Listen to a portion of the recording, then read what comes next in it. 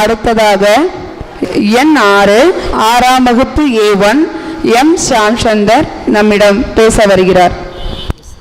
பேச வல்ல திறனை வளர்கிற இயேசு அல்லாஹ் சிவனை வணங்கி முப்பெரும் தெய்வங்களை பணிந்து முக்கணிகளை பிளிர்ந்து முத்தமிழுடன் கலந்து பேச்சிலே சிறந்து தருகிறேன் விருந்து.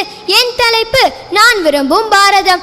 வறுமையற்ற வலிமை மிகுந்த கல்வி அறிவு மிகுந்த ஊழலற்ற பயங்கரவாதம் வேறறுக்கப்பட்ட ஜாதி மதம் போன்றவற்றால் மக்களை பிளவுபடுத்த முடியாத குண்டு வெடிப்புகளால் மக்கள் கொத்து கொத்தாக உயிரிழந்து கிடக்காத இப்படி ஒரு ஒளி மிகுந்த இந்தியாவை நான் காண விரும்புகின்றேன். இது ஒரு கனவாக இருக்கலாம், ஆனால் நாம் அனைவரும் ஒற்றுமையாய் முயன்றால் இது நாம் கண் எதிரிலே நிஜமாய் காண முடியும். ஒரு காலத்தில் குஜராத் நாட்டின் 10-11வது இடத்தில் தான் இருந்தது.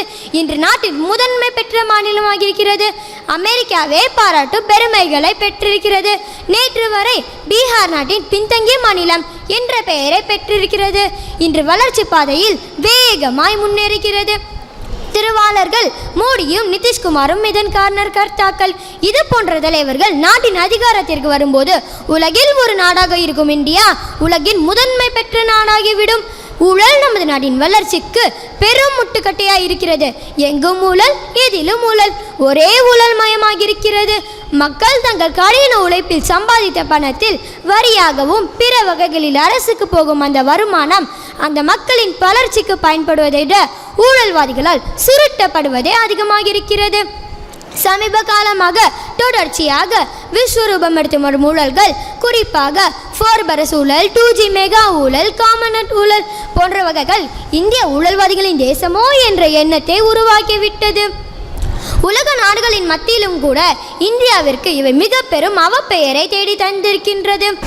திருவாளர்கள் அண்ணா ஹசாரே, பாபா ராம்தேவ் போன்றவர்களின் போராட்டத்திற்கு கிடைத்த மக்கள் ஆதரவே இதன் விளைவு.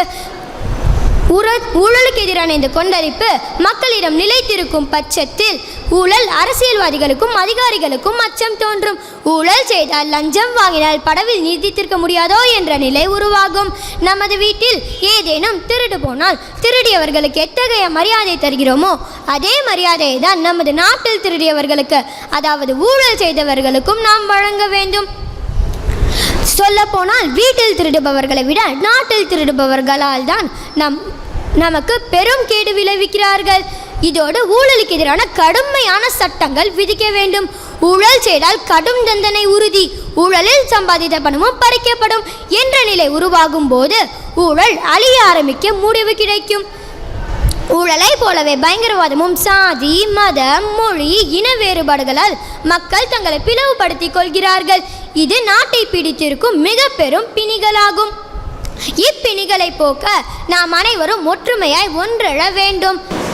வாழிய செந்தமிழ், வாழ்க பாரதம். நன்றி, வணக்கம். வேற்றுமையை வேறறுத்து உயர்ந்த இந்தியா, ஒற்றுமையை பலமாக்கிய இந்தியா எந்நாடு என்று நம் நாட்டின் பெருமைகளை வீரத்துடன் பேசிச் சென்ற ஷாம்சந்தருக்கு நன்றி.